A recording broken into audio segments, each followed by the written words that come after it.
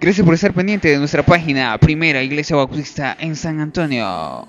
Les quedamos con la predicación a través de nuestro pastor Salvador Bernal. Tema: las marcas de un creyente espiritualmente maduro.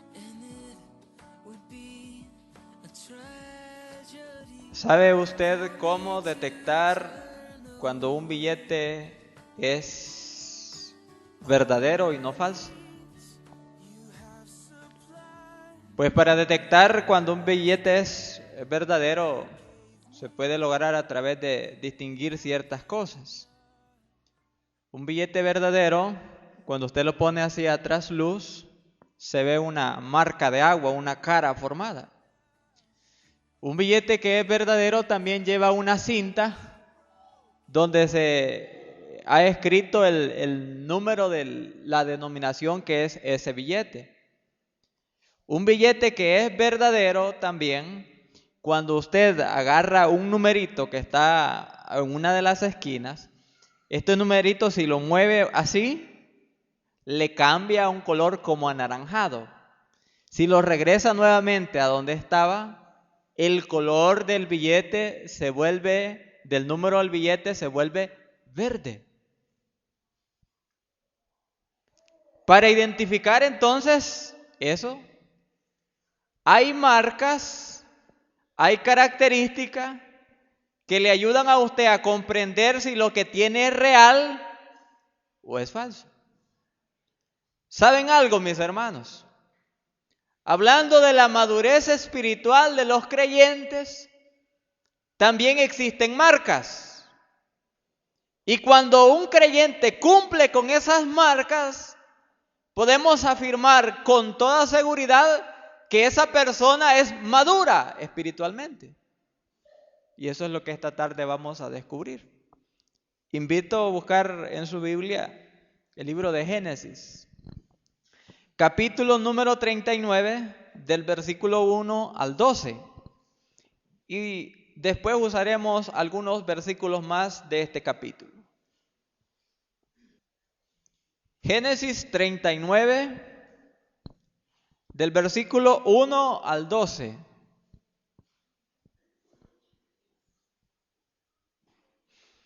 Y dice la palabra de Dios lo siguiente: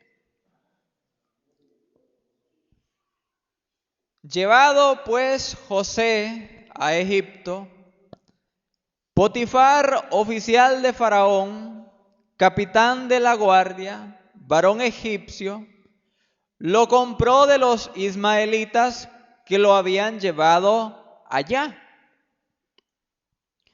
Mas Jehová estaba con José, y fue varón próspero, y estaba en la casa de su amo el egipcio.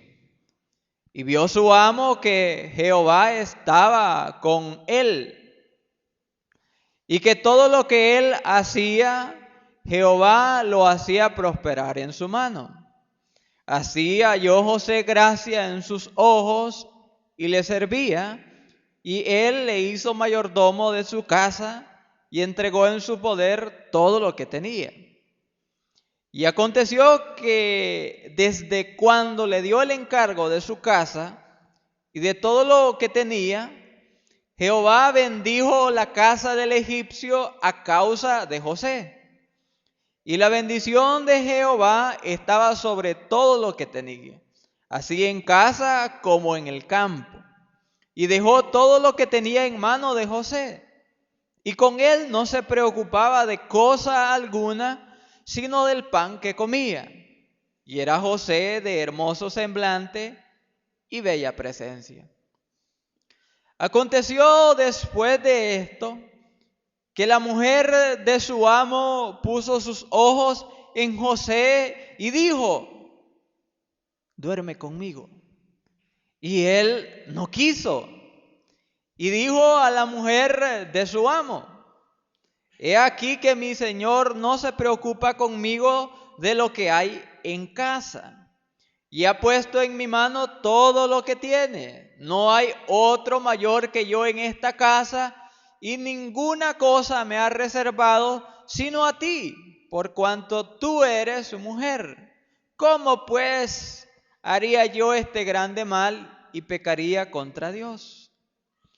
Hablando ella a José cada día y no escuchándola a él para acostarse al lado de ella para estar con ella, aconteció que entró él un día en casa para hacer su oficio y no había allí nadie de los de casa y no había nadie de los de casa allí.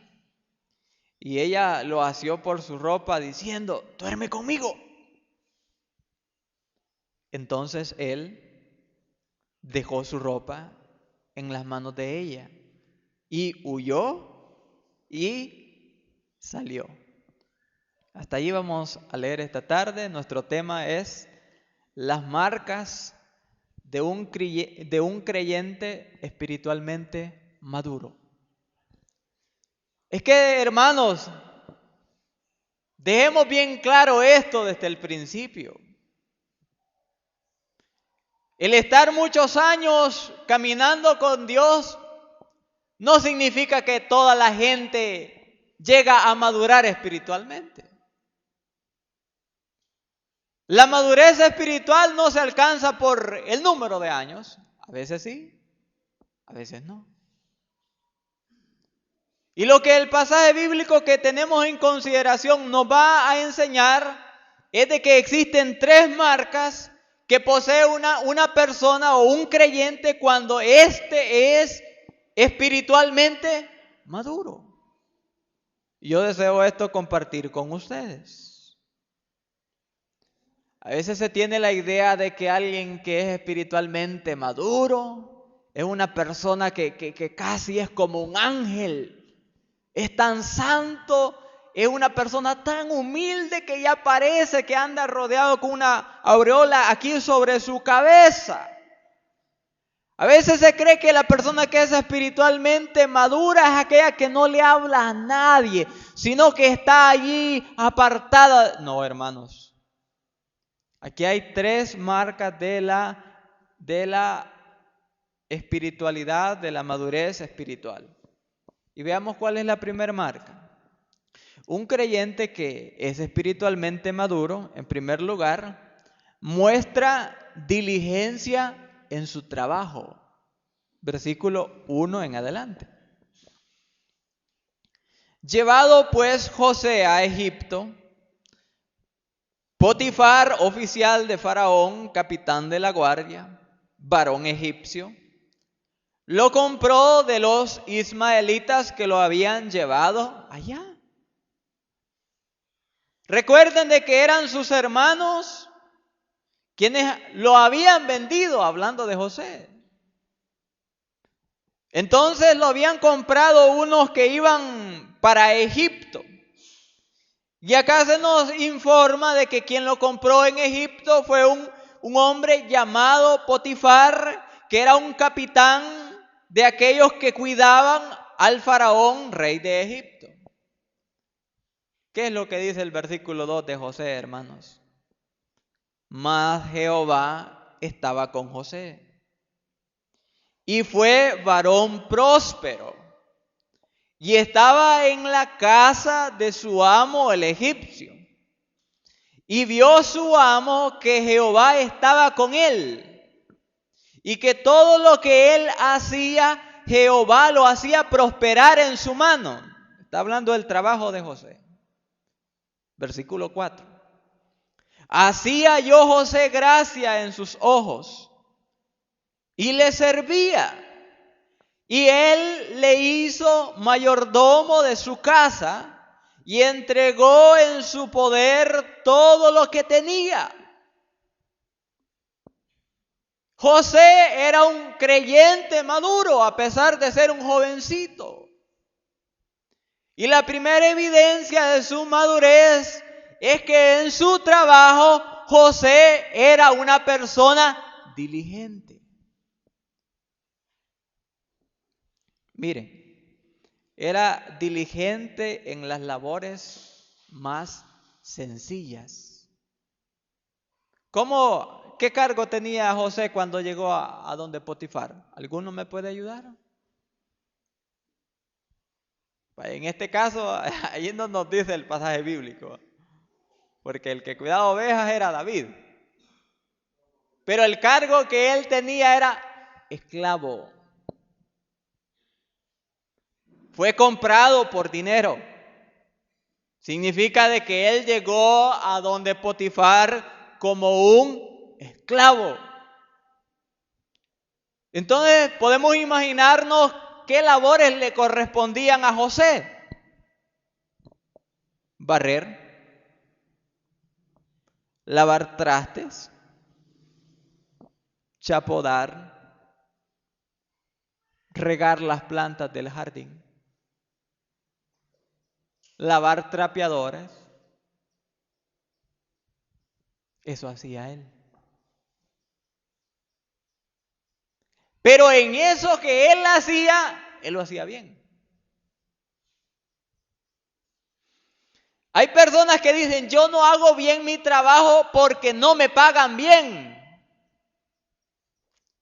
A José no le pagaban bien y hacía bien su trabajo. Alguien dice, yo no hago bien mi trabajo porque solo soy ama de casa y no me pagan. José hacía bien su trabajo en labores sencillas. Era una persona diligente. La Biblia dice con relación al trabajo lo siguiente: y todo lo que hagáis, hacedlo de corazón, como para el Señor y no para los hombres. ¿Cómo sabemos de que él era diligente, hermano? Su jefe lo dijo. Versículo número 3. Y vio su amo que Jehová estaba con él, y que todo lo que él hacía, Jehová lo hacía prosperar en su mano. José no era del tipo de empleado que solo trabaja cuando el jefe lo está supervisando.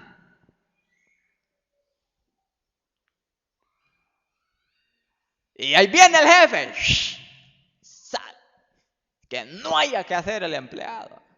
A atender bien el cliente, mire, tome asiento, le sirvo un cafecito, desea un vaso con agua, ¿en qué más podemos ayudarle? Y cuando vea al jefe, ya chapodar, y que no haya, y dice el jefe, la hice con este que contraté. Solo cuando lo ven. José no era del tipo de empleados que se ganan al jefe por ser yoyos.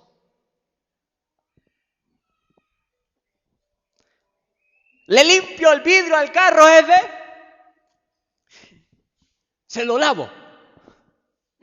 Le voy a hacer ese mandado. Y así se gana la confianza, la aprobación del jefe. No. ¿Qué dice de José la Escritura? Potifar vio cómo él trabajaba y vio que había algo especial en él, y es que estaba la presencia de Dios. Y cuando el jefe vio que todo lo que él hacía, lo hacía con excelencia, dijo, esta persona es una persona que yo debo tomar muy en cuenta. Y miren, hermanos, su diligencia le abrió puertas para mejores oportunidades. Versículo 4. Así halló José gracia en sus ojos y le servía. Dice la Biblia, y él le hizo mayordomo de su casa y entregó en su poder todo lo que tenía. Todo lo que tenía lo puso en las manos de José. Es decir, que el pasaje nos dice de que José inició trabajando en la casa de su amo. Después dice la Biblia que José llegó a trabajar para su amo, porque dice que después el jefe, a él le servía al jefe. Y finalmente José se convirtió en el administrador de Potifar. Es decir, mis hermanos, que poco a poco, debido a su diligencia, llegó hasta lo alto. Supe yo de un hermano que trabajó por muchos años como cajero de banco. Un trabajo que es bastante delicado, hermanos, es ser cajero de banco. La gente pasa ahí sentada todo el santo día en esas sillitas. Y qué galán fuera de que quienes llegan a los bancos fueran personas amables siempre. Pues no, no es así. Hay personas que cuando llegan a un banco llegan enojadas y se las desquitan con el cajero. Pues así le tocó a ese hermano. Trabajó por largo tiempo en su labor de cajero en el banco. Pero siempre él era una persona amable. Era una persona responsable y honrada. ¿Sabe qué le ocurrió? Lo ascendieron de puesto y llegó a convertirse en el gerente de esa sucursal donde inició trabajando. El libro de Proverbios dice que el hombre que es diligente en su trabajo no estará con los de baja condición, sino que estará con los reyes. Así tiene que ser usted.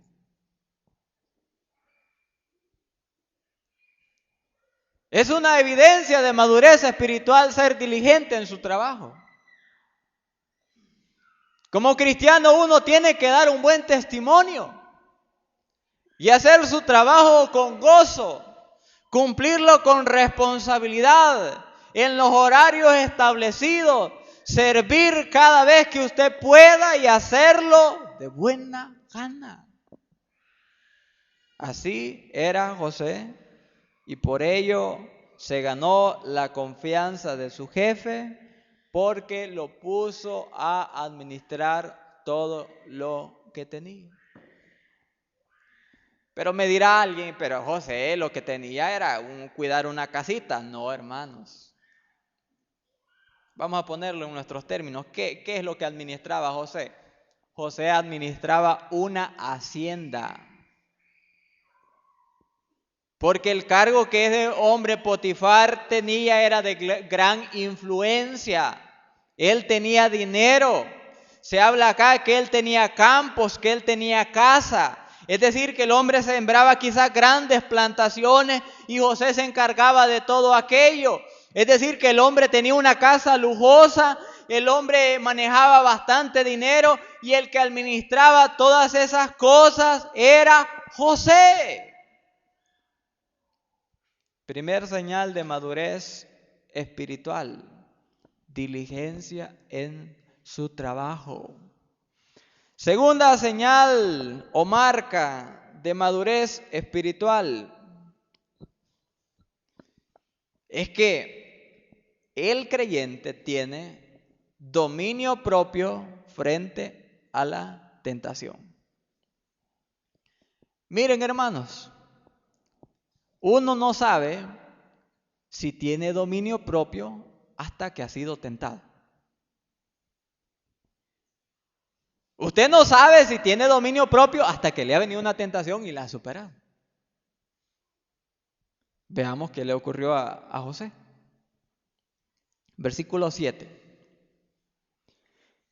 Aconteció después de esto que la mujer de su amo puso sus ojos en José y dijo: ¿a cuántos de los que están acá le han dicho esto? No, pero una mujer que no es la suya o un hombre que no es su esposo. Le dijo esta mujer: mira, duerme conmigo.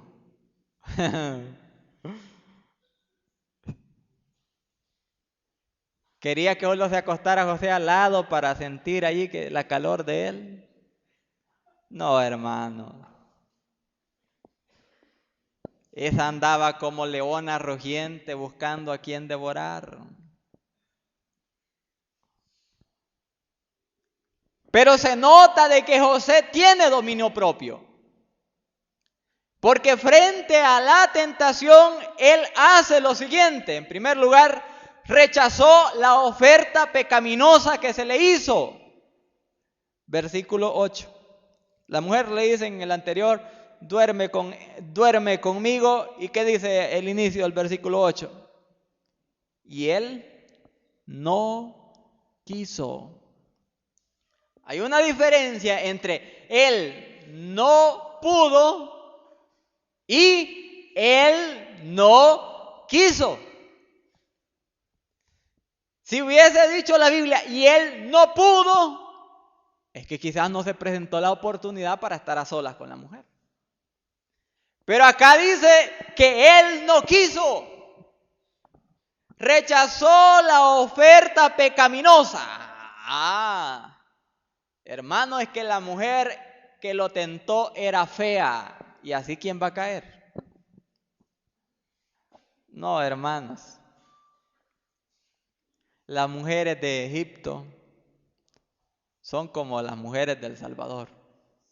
Bonitas, elegantes, chulas, como dicen los mexicanos. No era fea la mujer. Era un modelito. Era un bombón. Entonces la oferta no estaba mala. Pero José dijo, no quiero. Es que José no tenía muchos deseos sexuales. En primer lugar, era hombre. ¿No tienen deseos sexuales los hombres? Levante la mano el que no tiene. Y era un hombre joven, de paso. Era un hombre de quizás unos 22 a 25 años, no sé, no nos dice la Biblia. Y en esa etapa de la vida de un hombre, es una batalla muy seria en esa área. Es que no tuvieron la oportunidad de estar solos. ¿Cómo no? Lo que pasa es que este hombre no quiso. Por eso José era un hombre maduro, porque tuvo dominio propio frente a la tentación. Él hizo algo más, mira. Confrontó a quien quería de servirle de tropiezo. Versículo número 8. Dice la Biblia a continuación. Y dijo a la mujer de su amo: he aquí que mi señor no se preocupa conmigo de lo que hay en casa, y ha puesto en mi mano todo lo que tiene. Entonces José, cuando la mujer le dijo, mira, yo quiero acostarme con vos, le paró el carro, como decimos nosotros. Vení, hablemos. Mira, tu esposo me ha puesto a mí por mayordomo, por administrador. Deja de andar molestándome. Y cuando la confronta le dice 3 cosas a ella. José se recuerda de los privilegios que él tenía. Miren el versículo 9. No hay otro mayor que yo en esta casa. José le dice, me ha costado mucho llegar hasta donde estoy, no vale la pena perderlo por vos. Segunda cosa que le dice José, le recuerda que él tiene límites. Sigue a continuación. Y ninguna cosa me ha reservado sino a ti, por cuanto tú eres su mujer. Otras palabras, mira, yo tengo libertad, pero también tengo límites. Y el límite que tengo es que todo lo que está acá lo puedo hacer lo que quiera. Pero ahí donde estás vos, yo no puedo traspasar ese límite porque vos sos la mujer de otro hombre. Hizo una tercera cosa. José le dijo a la mujer que él tenía una relación personal con Dios. Miren cómo continúa el versículo. ¿Cómo pues haría yo este grande mal y pecaría contra Dios. José le dice, me parece muy tentadora la propuesta tuya, pero yo quiero decirte que mi relación con Dios es más importante que el placer, porque el placer que tú me vas a dar es temporal, pero la relación que yo tengo con mi Dios es eterna y vale más que lo que tú me das. Miren, hermanos y hermanas que me escuchan, no tenga temor de confrontar a quien le ofrece pecar solo porque se va a enojar. Había alguien que a su teléfono le caían llamadas de una mujer. Él estaba casado. Entonces respondía a la llamada de aquella otra. Y le decía, mira, y pues sí, ¿cuándo vamos a salir juntos, hombre? Solo a platicar. Y esa persona, en lugar de decirle, mira, yo estoy casado, búscate a otro que para esas cosas, pero yo soy un hombre casado, soy un hombre de hogar y estoy bien así como estoy. No le decía nada. Eso es equivocado. Es que, hermanos, si alguien me llama y yo lo reprendo, se va a enojar. Que se enoje. No me va a hablar, que no le hable. Va a ser mi enemigo, que sea su enemigo. No comprometa su vida. No comprometa su integridad por nada. Es mejor quedar bien con Dios que quedar bien con una persona. Mantenga eso en su mente, en su corazón. Es mejor quedar bien con Dios que quedar bien con una persona pecaminosa y que lo quiere a uno destruir en lugar de verlo bendecido. José hace algo más. La Biblia nos dice que rechazó la oferta, confrontó a la mujer, pero empleó una estrategia muy sabia. Versículo 10 al 12. Hablando ella a José cada día y no escuchándola él para acostarse al lado de ella, para estar con ella, aconteció que entró él un día en casa para hacer su oficio y no había nadie de los de la casa allí. Note lo que viene. Y ella lo asió por su ropa diciendo, duerme conmigo. Entonces él dejó su ropa en las manos de ella. Aquí viene su estrategia, mire. Y huyó y salió. ¿Cuál es la estrategia de José? Huir. No oír, no. Huir. Záfese. Váyase. Aléjese. Alguien dice, yo soy fuerte. Esa tentación no puede vencerme. La Biblia dice, engañoso es el corazón más que todas las cosas y perverso.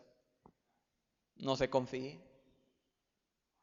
Probable que usted sea fuerte por el momento, pero usted no sabe las perversidades que hay en el corazón suyo. Así es que no se exponga a la tentación, huya. Alguien dice, iré y veré qué tan fuerte soy ante la tentación. Dice la Biblia. Así que el que piense estar firme, mire que no caiga.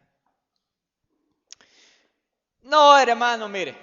Mire, hermano, mire. Míreme a los ojos, hermano. Ajá. Yo sé ponerle límites a la tentación. Yo a esta tentación le digo, hasta aquí llega la tentación, ya. Hasta ahí llega la tentación, hermano.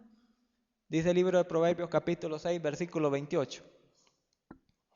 ¿Andará el hombre sobre brasas sin que sus pies se quemen? ¿Qué piensa usted? Ponga un montón de brasas, ponga a atizar bien el fuego y saque la brasa bien al rojo vivo. se quita los zapatos, los calcetines y se para sobre la brasa y se está un ratito. ¿Cree que lo van a quemar? Se va a quemar, hombre. Lo mismo con la tentación. Si usted anda jugando con la tentación, se va a quemar tarde o temprano. Evítela. Busque conmigo este pasaje bíblico, hermano, 2 Timoteo 2:22. Segunda carta a Timoteo, capítulo 2, versículo 22, dice lo siguiente. Un consejo muy acertado para todos nosotros. Huye también de las pasiones juveniles y sigue la justicia, la fe, el amor y la paz con los que de corazón limpio invocan al Señor. Huye de las pasiones juveniles. Hermanos, huyan ustedes de lo peligroso que es la pornografía en internet y de la sensualidad a través de la televisión por cable. Jovencitas y jovencitos, huyan de las relaciones sexuales antes del matrimonio. Hermanos adultos, huyan de la tentación de las bebidas alcohólicas. Hermanos quienes han luchado contra las drogas, huyan de la tentación de las drogas. ¿A quién siente tentación por el dinero? Y cuando ve dinero o hay la oportunidad de dinero, siente la tentación. Huya de eso. Huyan de las pasiones juveniles. No permitan que eso los atrape y destruya sus vidas. En segundo lugar, ya hablamos de que una de las marcas de una persona, de un creyente que es espiritualmente maduro, es que tiene dominio propio frente a la tentación. Y en último lugar, una persona que es espiritualmente madura tiene paciencia en el sufrimiento.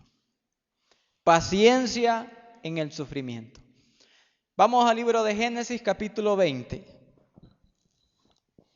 La mujer acusa al pobre José. Y veamos qué le ocurre a él. Versículo número 20. Y tomó su amo a José y lo puso en la cárcel donde estaban los presos del rey. Y estuvo allí en la cárcel. ¿Qué se sentirá estar en una cárcel, hermanos? Pienso yo que es una experiencia difícil. Imagínense toda la vida uno haber estado libre, salir para su trabajo, estar con sus padres, con sus hermanas, con sus hermanos, sus amigos, ir a laborar, a estudiar, lo que sea. Y de repente caer preso. Estar confinado a un lugar en malas condiciones, habiendo gente que lo molestan a los que están allí, que a veces los amenazan o los golpean. Es difícil estar en una cárcel, pienso yo. Eso le tocó a José. A él le vino el sufrimiento a su vida. Pero ¿cuál es la virtud que encontramos en él ante el sufrimiento? Paciencia. Fíjense que el sufrimiento que vino a José fue el resultado de hacer la voluntad de Dios, ¿verdad? Él no estaba sufriendo porque pecó, estaba sufriendo porque no pecó. Pero él no se llenó de amargura estando en el sufrimiento. Miren cómo dice el versículo número 22. Y el jefe de la cárcel entregó en manos de José el cuidado de los presos que había en aquella prisión. Todo lo que se hacía allí, él lo hacía. ¿Se amargó José porque estaba sufriendo? No, no estaba amargado. José continuó esperando la bendición de Dios. Continuó esperando la bendición de Dios. Pasó, hermanos, por lo que nos da la escritura, el testimonio, más de 2 años presos. Más de 2 años. Incluso llegó alguien allí que José lo bendijo a un hombre y le dijo que cuando él estuviera afuera, intercediera a su favor ante Faraón. Dice la Biblia que el hombre olvidó a José. Pero José tuvo paciencia. Y es lo que usted y yo debemos tener ante las dificultades. Paciencia. Si aquí yo le dijera, mire, levante la mano quien no tiene ningún problema, quizás nadie la levantaría. ¿Cómo es la cosa? O sea, todos tenemos dificultades. Todos tenemos problemas de una u otra cosa. Pero ¿qué necesitamos? Paciencia. A veces las cosas no se resuelven pronto, hermano. A veces sí, a veces no. A veces se batallan con las enfermedades y no solo un día, 2 días, una semana, 3 días, 7 días, no. A veces las enfermedades son permanentes, crónicas. Paciencia. A veces en su hogar uno pasa por dificultades. Creo que ustedes y yo las vivimos. ¿Qué vamos a hacer? ¿Vamos a andar lamentándonos? Ay, no. Hay que tener paciencia. A veces los hijos no quieren obedecer. Paciencia. Paciencia. Y el Señor sabrá ayudarnos en cada dificultad. Podemos preguntarnos nosotros ya para finalizar, hermano, ¿qué puedo hacer yo en el sufrimiento? ¿Qué puedo hacer? Vamos al libro de Santiago y con esto vamos a finalizar. Santiago capítulo 5 nos da consejos sobre lo que debemos hacer cuando nos encontremos en los sufrimientos, en los problemas de la vida. Yo quiero leer estas palabras y oro que el Señor ponga estas palabras en su corazón. Santiago 5, versículo 10 y algunos otros más. Dice la Biblia: hermanos míos, tomad como ejemplo de aflicción y de paciencia a los profetas que hablaron en nombre del Señor. He aquí tenemos por bienaventurados a los que sufren. Habéis oído de la paciencia de Job y habéis visto el fin del Señor, que el Señor es muy misericordioso y compasivo. ¿Cómo es Dios? Muy misericordioso y compasivo. ¿Qué hacer ante el sufrimiento? Otro consejo, mire, versículo 13, ahí mismo. ¿Está alguno entre vosotros afligido? Haga oración. ¿Está alguno alegre? Cante alabanzas. ¿Está alguno enfermo entre vosotros? Llame a los ancianos de la iglesia y oren por él, ungiéndole con aceite en el nombre del Señor. Aquí está, miren hermanos, la fórmula para enfrentar el sufrimiento de la vida.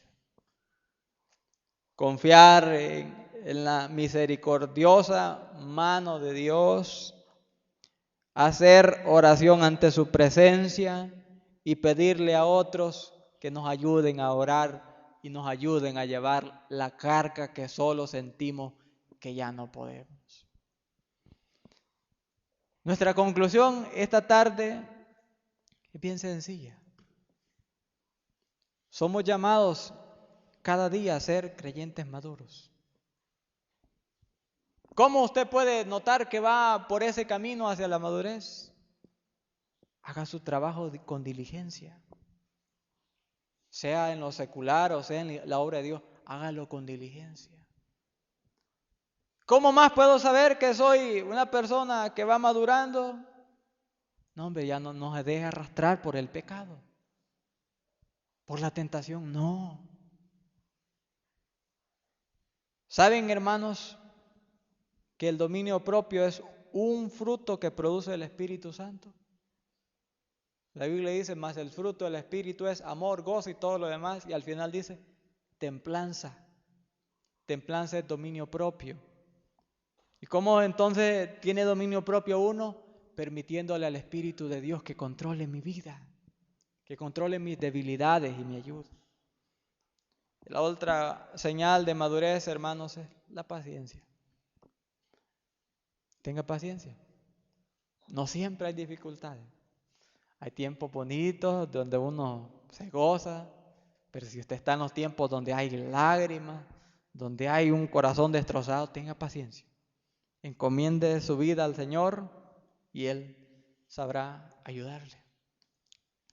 A mis amigos que están esta tarde con nosotros, quizás estas cosas sean extrañas para usted y diga, ¿y yo cómo voy a tener dominio propio para no pecar? ¿Cómo yo voy a tener paciencia ante el sufrimiento? Hay una forma de tenerla, ¿sabe cuál es? Teniendo a Cristo en la vida. Cuando se tiene a Cristo en la vida, Él nos ayuda, Él nos fortalece, Él nos cambia para que nuestra vida sea una vida diferente. Le invito con amor esta tarde a que le entregue su vida a Cristo. Y Cristo promete salvarlo, promete perdonar sus pecados, promete darle una herencia allá en el cielo. Padre, muchas gracias por tu fidelidad. Muchas gracias por el testimonio de tu palabra que nos enseña acerca de José. Señor, este creyente maduró, pero lo hizo a través del camino de las dificultades. Pues la madurez no es algo que se adquiere de la noche a la mañana, sino que es el resultado de poner toda nuestra confianza en ti en medio de toda situación. Señor, yo quiero orar para que el Espíritu de Dios esta tarde llegue a aquel corazón que está vacío, que está sin Cristo y necesita el perdón de sus pecados. Les pido, hermanos de la iglesia, orar esta tarde por las amistades. Dios le ama, estimado amigo. Dios quiere tener una relación personal con usted. Él ya hizo todo lo necesario para que esto sea una realidad, pues envió a Jesucristo al mundo. Y la Biblia dice, porque de tal manera amó Dios al mundo, que ha dado a su Hijo unigénito, para que todo aquel que en Él cree no se pierda, mas tenga vida eterna. Dios desea salvarle. Y Él está tocando su corazón para que usted tome la decisión esta tarde. Entréguele su vida a Jesucristo. Jamás se va a arrepentir de esta decisión. Jamás usted va a arrepentirse de encontrarse personalmente con el Señor que le amó en la cruz y murió por sus pecados. ¿Cómo puedo yo tomar esta decisión, predicador? Allí en su corazón dígale al Señor estas palabras: Señor Jesucristo, deseo que tú cambies mi vida, porque estoy atrapado en el pecado y no puedo escapar. Esta tarde te invito a que entres en mi corazón. Te ruego que perdones cada pecado que yo he cometido en mi vida. Señor Jesús, sálvame. Señor Jesús, líbrame de la condenación, porque esta tarde yo te recibo como mi único y suficiente Salvador. ¿Hay alguien entre nosotros que tomó esa decisión espiritual? Permítame gozarme junto a mis hermanos por su decisión. Y si en su corazón esta tarde Cristo ha venido, yo le ruego que haga un acto valiente y ponga su mano en alto en decir: mire, yo esta tarde entregué mi vida a Cristo y esta tarde yo decido caminar para el Señor. Hay alguien que lo hizo. Hay alguien que lo hizo. Dios lo ama, amigo. Dios lo llama a ser salvo y tener una relación personal con Él. Esta es la tarde donde también aquellos que se han apartado del Señor pueden reconciliarse. Pueden ir al Señor como aquel hombre que había desperdiciado todo lo que tenía, pero que tomó la decisión de acercarse al Señor y el Señor lo perdonó y lo restauró. ¿Cuántos esta tarde deciden reconciliarse con el Señor? El Señor les está llamando, Él les hace la invitación. Yo, hermanos, deseo dejarles un desafío en su corazón esta tarde. Y es que usted se preocupe por su madurez espiritual.